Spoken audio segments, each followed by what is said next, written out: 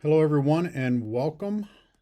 We are using VoiceThread through Blackboard, and you are encouraged to add comments via the video, audio, or text by clicking on the comment section below.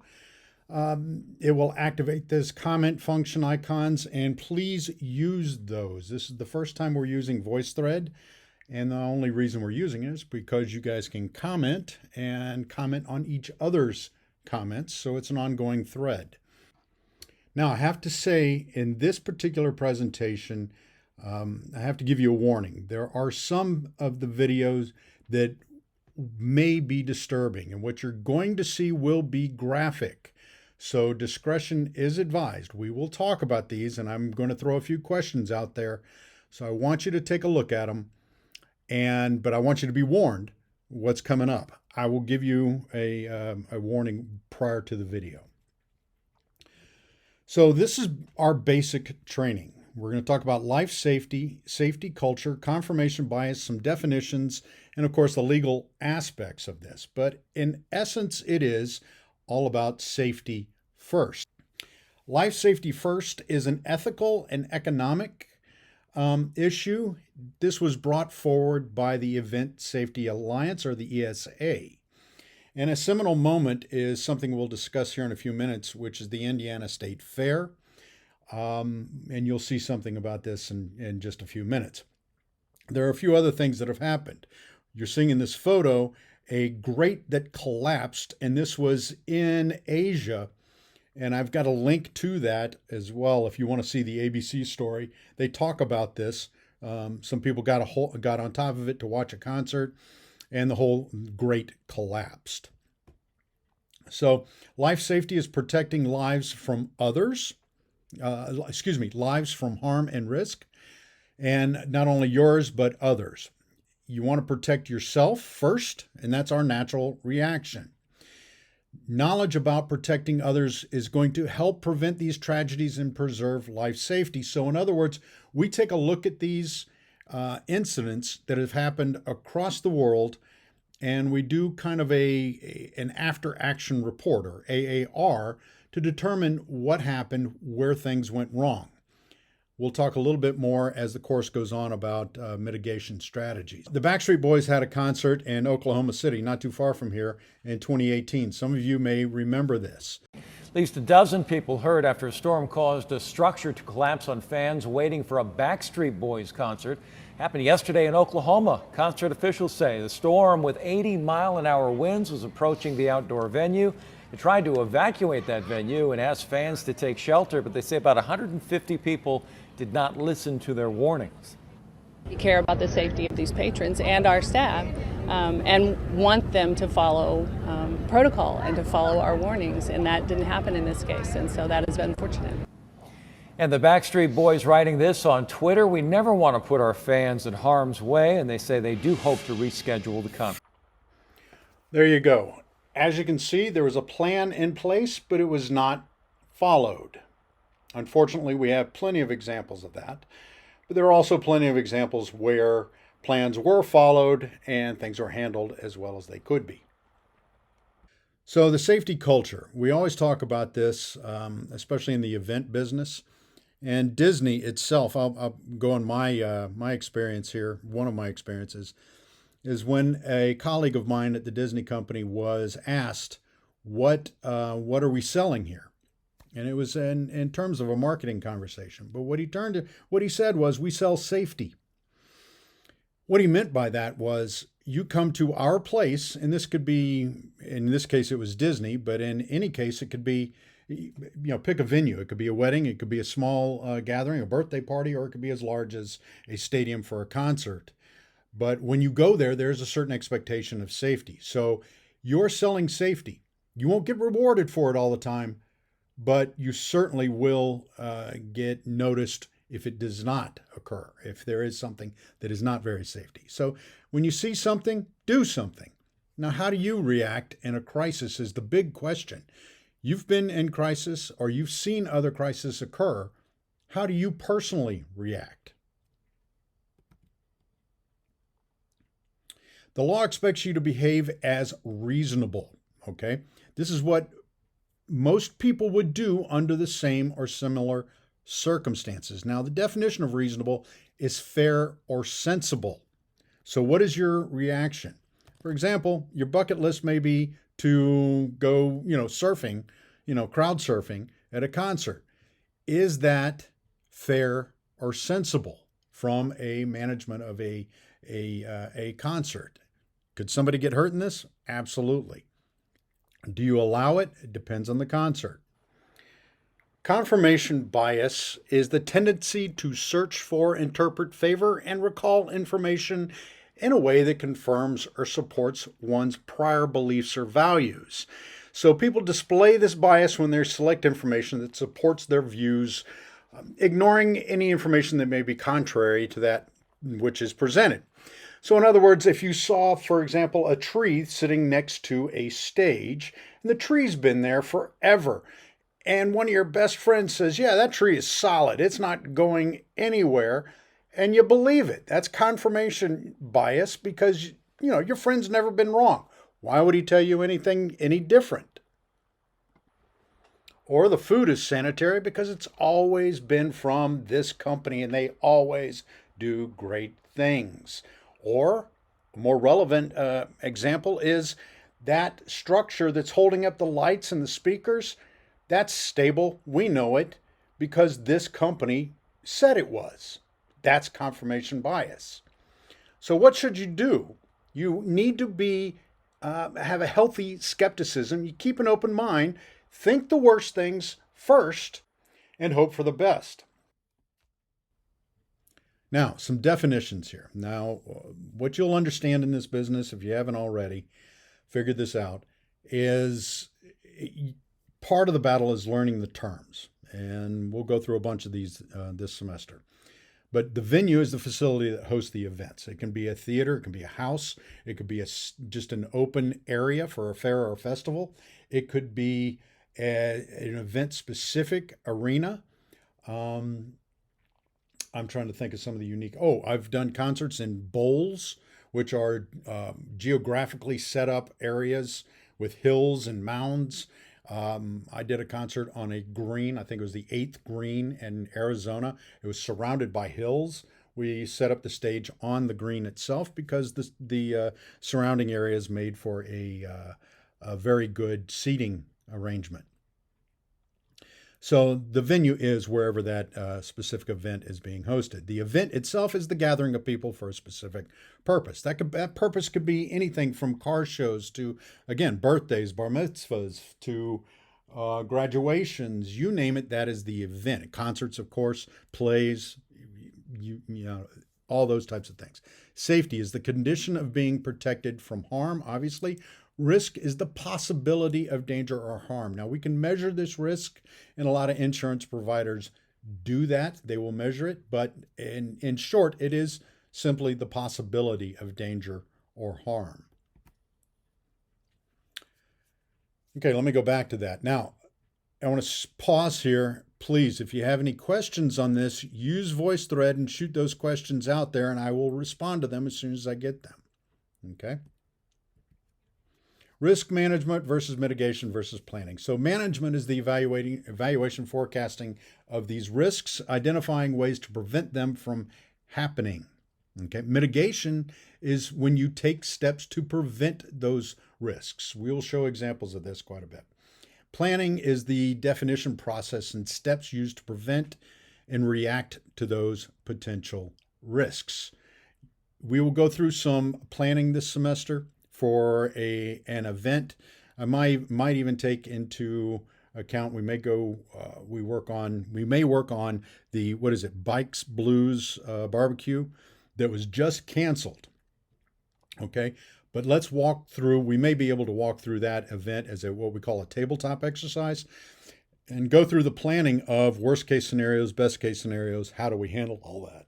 So be on the lookout for that. Again, if you have any questions on any of this, you let me know. Here's some associations. Now, I want you to go to the NFPA. This is the Fire Prevention Association. Go ahead and sign up. There's some good documents that come out of those guys. They tend to be on the front end of a lot of these these standards, if you will, and the planning and the suggestions and best case scenarios of how to build a good plan. The Event Safety Alliance came out of the Indiana Fair accident, which we're going to show here in just a second. And the International Association of Venue Managers always has safety and venue management on their agenda. So take a look at all of those. You'll find some great resources there. Second part of this basic training, we're going to go through OSHA's General Duty Clause, employer requirements, employee expectations, that would be you, and situational awareness and safety concerns. You hopefully will be in the position of the employer requirements. OSHA General Duty Clause. Now, I have unfortunately or fortunately had the opportunity to read the majority of this clause and put it into specific situations. I had to laugh at this photo because when a particular concert I was producing for an act that you guys probably never heard of, Eddie Money. I don't know if anybody's ever heard of him. But he was playing at a casino that I had and backed up his 18-wheeler. His road crew was out there. They were on break, but we needed to get some stuff off. All we had was a front end loader available. For some reason, our forklift was not working. And I took a front end loader inside of the 18-wheeler, grabbed some of the equipment on the scoop, and pulled it out. Well, that was against OSHA standards, as I was lectured to at a later date by the OSHA representative who happened to be there and watch me do that. So I read it as part of my penance, if you will. I did, yes, get the stuff unloaded, but in hindsight, it probably wasn't the best thing to do. But OSHA's General Duty Clause, in essence, provides standards for recognizable hazards that can cause death or harm to employees. Luckily, nobody was around when I was doing that, and I certainly was at fault, but we learned our lesson, and believe me, I've not done anything like that since. They also provide for safe tools and equipment. I've done a lot of work in restaurants, and yes, it's a very slippery place, and yes, those fryers are very warm. They can really, really hurt. If anybody has fried anything on a stovetop and you've been hit by the grease, you know exactly what I am talking about. It's not a pretty sight if you have your hand put into that. But there are signs all over good kitchens, all over good back of house areas. If you've ever seen the sign that says employees must wash their hands before returning to work, that is all a part of the OSHA General Duty Clause signage requirements.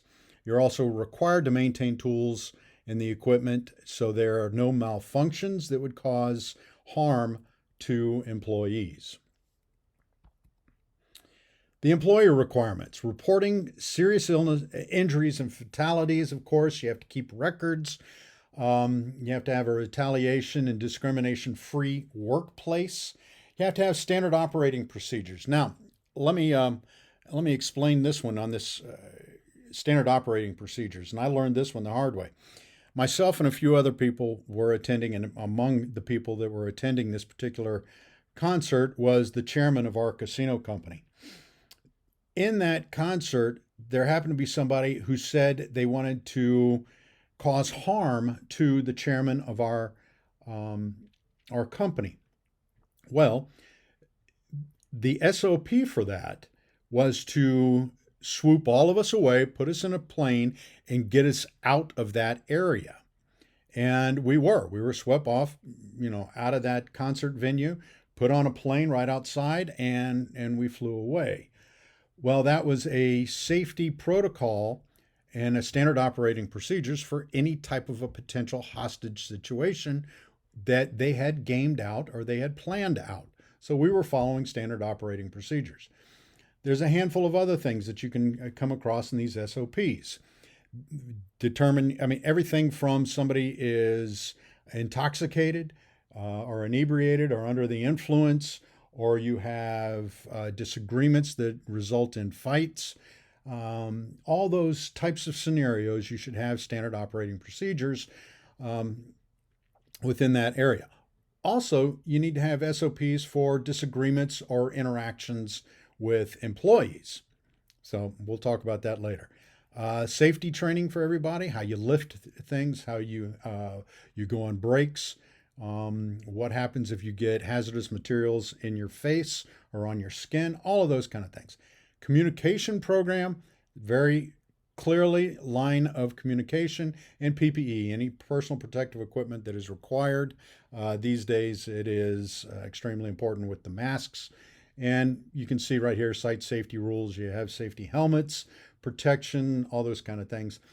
Another thing I'll mention to most of you, and you should know this, but going into wedding events or concerts specifically, a pet peeve of mine is not to have open-toed shoes.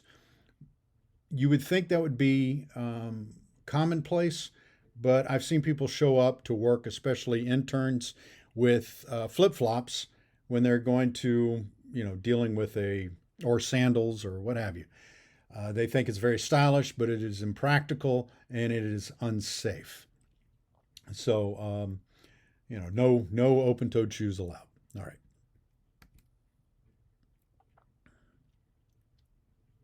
Employee expectations. Your safety is your responsibility. You're responsible for yourself. Like I said earlier, you need to actively engage in creating that workplace. If you see something that is unsafe, do something, okay? You need to come fit for work. I have, unfortunately, more than my fair share of times turned people around because they came to work drunk, hungover, they didn't sleep,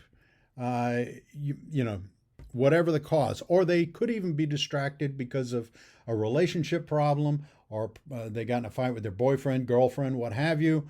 It's better just to turn those folks around, let them go on home, because you don't want there to be an unsafe environment or an accident to occur because of that distraction. So you're always on the lookout for hazards and report them if you see them. So more expectations. You want to have your own action plan. Stop the hazard, eliminate the hazard, and communicate with your supervisor about the hazard. You want to know your role in an emergency. What if something does happen? All right. What if you have a storm that comes through your fair or your festival and there's lightning within the area? What do you do? Do you pause? You go to a live sporting event these days, and if there's lightning within a certain radius, and I forget the mileage, you have to pause for 30 minutes with you have to wait until there's 30 minutes with no lightning before you can resume the sporting event. And your gut reaction may be to run to the door, and that's not necessarily the best thing for you to do. You need to understand what your role is in case of an emergency. Now, this should be outlined in your plan, and you should have a pretty good idea going into the event what your role would be. So let's take a look at situational awareness, and we're going to look at this quick video called Who Done It. It was originally produced for bicycle safety, but it is very applicable in our situation.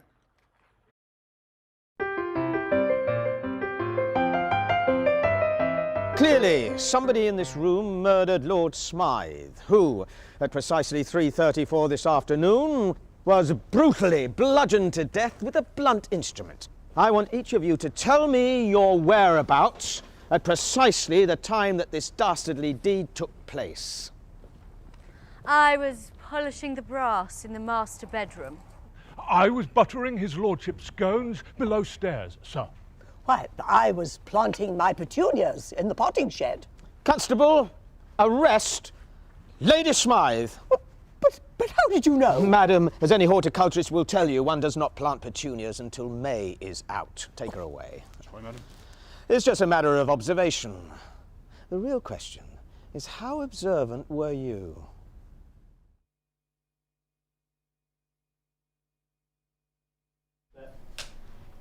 And action.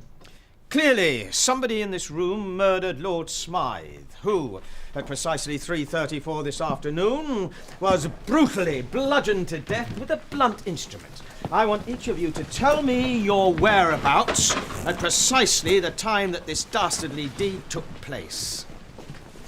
I was polishing the brass in the master bedroom. I was buttering his lordship's scones below stairs, sir. Well, I was planting my petunias in the potting shed. Constable, arrest Lady Smythe.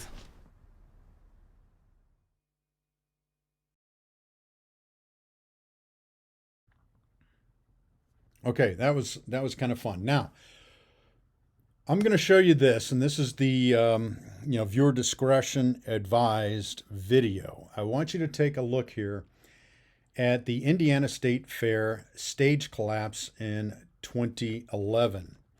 There are a handful of things to look for here. I want you to show it. I'm going to show it once. Pay attention to it. It's very quick. It's only 45 seconds. You're going to see a stage collapse here. And then I'm going to point out a few things, and then we'll show it again. Okay? So take a look, pause, take a moment. If it affects you, take a moment, step back, collect yourself, and then we'll go through it again. Let's go.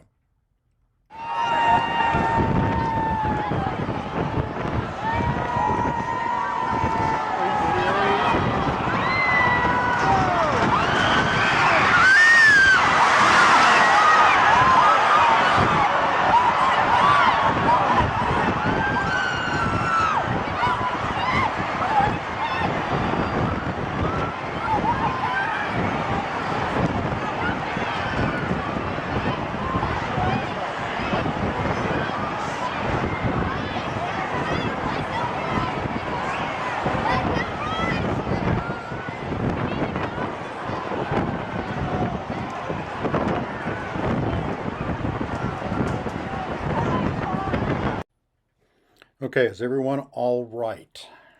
Period. If you need to take a minute, please do. Just hit pause and come back to it. Sugarland was the band that was set to perform.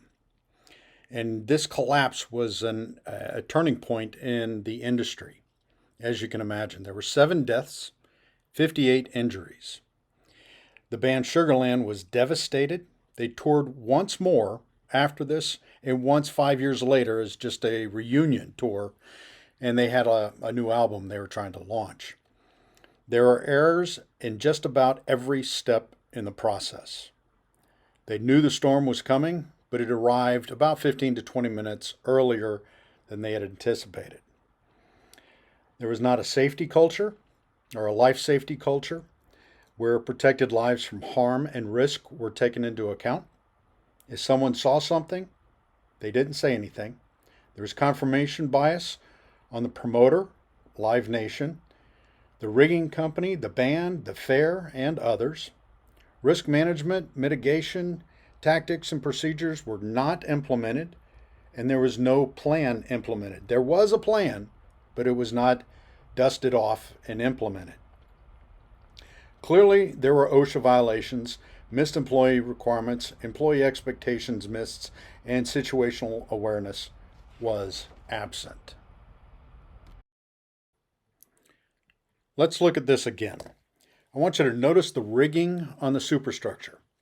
These days, structures and stages are set up to withstand wind tolerances and other reasonable natural occurrences. Watch how the structure falls. It looks like a 3-legged stool. One part goes, it all goes. Also, and this is important, I'm a firm believer that people are good. Notice all the people who rush to help.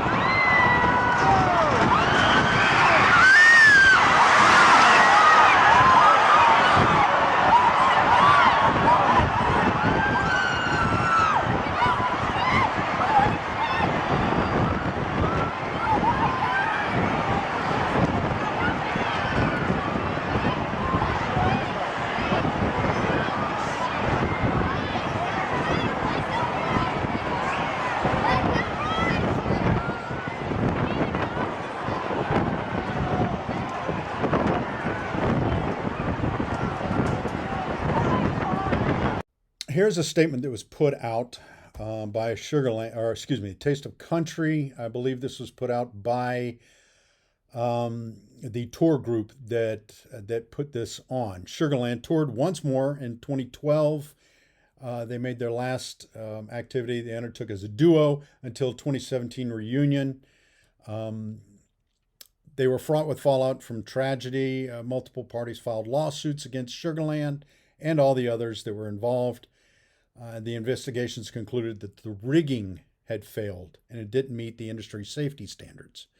So not only was the rigging not done properly, nobody checked on it. So they found the officials had not fully developed the emergency plan. Now, the promoter, Live Nation, who, by the way, also does all of the bookings for the Walton Arts Center, I believe, the Walton Pavilion, and 16 other defendants, they had $39 million to settle the claims. And the law firm for this announced that it reached a settlement totaling nearly $50 million for this claim, 7 deaths and 58 injuries in 2011. All 19 companies are part of the settlement. There was also a class action lawsuit against ESG Security, the hired out security group, and they were headed toward trial in 2015, but the judge looked at it and said, you guys were not liable for this, the security group. That was not your job. You were not a part of it, and he threw out that lawsuit. And of course, the state of Indiana also paid out $11 million. So this, not only was it a tragic loss of life, and the injuries that it caused there clearly affecting people for their lifetimes, but it was also a financial loss to the organization. So if anything drives home the importance of this particular incident, the stage collapse for the Sugarland concert, does. Why do we need a plan for risk? I want you to give me some comments on this. What do you think? Why do we need this plan?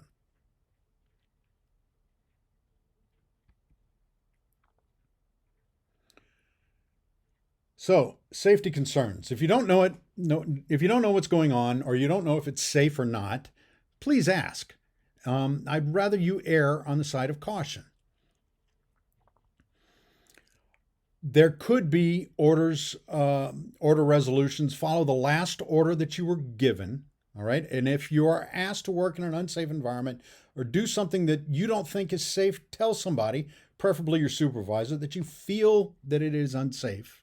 And then you would like to be properly trained or advised on how to handle the situation. You have that right. So there we are, the end of the first lesson, or the first formal lesson, I guess. It's a heck of a lot longer than I would like it to be. But then again, you guys can pause it, go back, take it at your bits and pieces if you want, take it at your leisure, and respond to it and comment. Hopefully you use that feature on VoiceThread and comment on it, because I'm real curious how this works. VoiceThread is supposed to bridge the gap between the interaction that we would normally have in a sit-down classroom environment and this virtual environment. So it allows you to comment and create some threads out there. So I'm real curious about that. So go ahead and give that a shot, and we'll see how well that works. Hopefully it'll increase engagement, and you guys can learn a heck of a lot more, and I will learn a little bit too. So regarding that Sugarland video, it is, it's disturbing. It is. It was a disturbing event, but on the good side is we learned a lot. There were lessons that came out of that have affected the industry in a positive way ever since. And we're continuing to learn. We're continuing to make the environment safer. And now that we're coming out of the pandemic, there's even a more heightened awareness around safety and safety culture at events like this. So hopefully you enjoyed it. I will continue to improve on these as we go forward, hopefully, as we learn not only the tools, but I learn about you guys a little bit better. And if you have any questions, please let me know. Do not forget the discussion board question, can't talk right now, that I posed out there. Please take a look at it and make sure you comment on that discussion board question. Thank you very much for your time. Hope you guys are doing well and are off to a good week. Thanks.